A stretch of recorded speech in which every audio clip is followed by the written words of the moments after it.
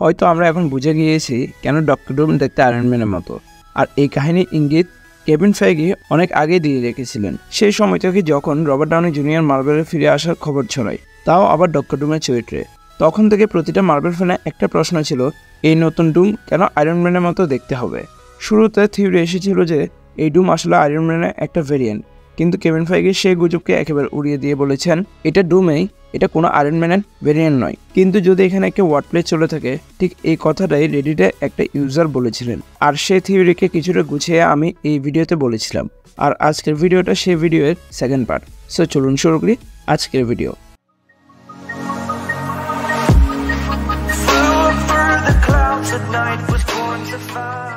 আমরা আগের ভিডিওতে বলেছিলাম ডক্টর স্ট্রেঞ্জ ইনফিনিটি ওয়ারে যখন 14 মিলিয়ন পসিবিলিটিস দেখেছিলেন, তিনি তখন এটাও দেখেছেন এই ইউনিভার্সের টনি আসলে ডক্টর ডুম হওয়ার কথা ছিল, কিন্তু ক্যাং তার অরিজিন চেঞ্জ করে দেয় এই ইউনিভার্সে। আপনারা ভিডিওটা চেক করে ডিটেলে এই থিওরি সম্পর্কে জেনে নিতে পারেন। আর আজকে আমরা জানবো টনি কিভাবে ডক্টর ডুম না হয়ে টনি স্টার্ক একে আয়রন ম্যান হয়েছিল।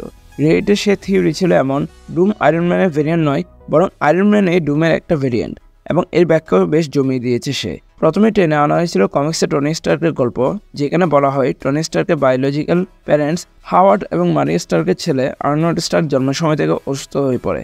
তখন হাওয়ার্ড ও মারিয়া স্টার্ক টনিকে দত্তক নেন এবং তাকে নিজের ছেলে হিসেবে বড় করে তোলেন।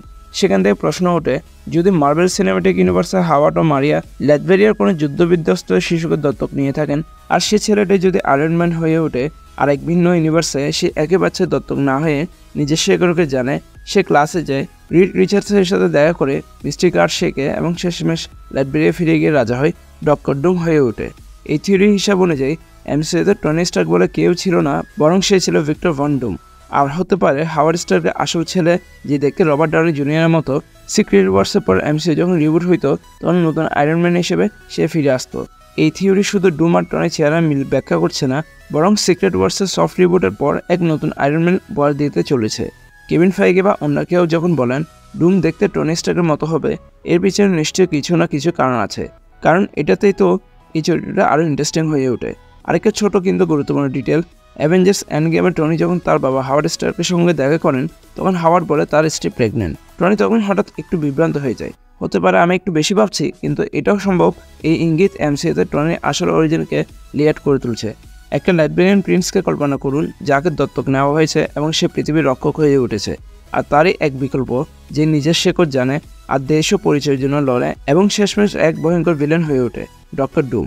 এই থিওরির সঙ্গে আরও এক থিওরি জোড়া হয়েছে যে এমসিইউতে টাইমলাইন নেই, বরং দি মেইন মার্বেল ইউনিভার্স আলাদা একটা টাইমলাইন, যেখানে ফ্যান্টাস্টিক ফোর, এক্সম্যান এবং অন্য সব চরিত্র যাদের রাইটস মার্বেলের হাতে এখন আছে, এবং সবাই সেই ইউনিভার্সে আগে থেকে এক্সিস্ট করতো। এমসিইউ আসলে সেই মেইন মার্বেল ইউনিভার্স থেকে একটা ব্রাঞ্চ। এই ধারণা আসে হোয়াট ইফ সিজন 3 থেকে, যেখানে সুপ্রিম স্ট্রেঞ্জ নিজের টাইমলাইন রিস্টোর করে, যেটা সেক্রেট টাইমলাইনের সাথে যুক্ত হয় না। এভাবেই বুঝিয়ে দেওয়া যাবে টনি স্টার্ক কেবল এমসিইউর মধ্যে আছেন, আর বাকি ইউনিভার্সের সে জায়গায় রয়েছেন ভিক্টর ভন ডুম, এবং এই জন্য এমসিইউতে এখনো পর্যন্ত ডক্টর ডুমকে দেখানো হয়নি। এখন ডুম ও টনিকে তুলনা করলে দেখি, অ্যাভেঞ্জার্স 1-এর পর টনি শুরু করা আয়রন লেগিয়ন, তারপর স্কারলেট উইচের ভিশনে অস্থির হয়ে বানায় আল্ট্রন, আর আল্ট্রন ঘুরে দাঁড়ায় মানব জাতিকে ধ্বংস করতে। এই ইভেন্টে গ্লোবাল কনসিকুয়েন্স তৈরি করে, অ্যাভেঞ্জার্স ভাগ হয়, থ্যানোস এসে যায়। এমন এক জিনিস করেছিল ডুম সিক্রেট ওয়ার্সের আগে। ডুম ভেবেছিল সে মাল্টিভার্সকে বাঁচাতে পারবে, কিন্তু আসলে তার অ্যাকশনের কারণে ইনকারশন শুরু হয়।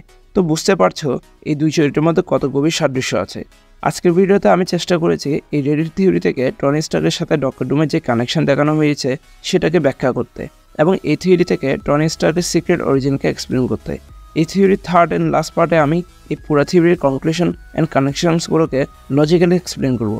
সো ওই ভিডিওটাকে মিস করতে না চাইলে চ্যানেলকে এখনই সাবস্ক্রাইব করে ফেলুন। Thanks a lot for watching guys, দেখা হবে পরে কোনো ভিডিওতে।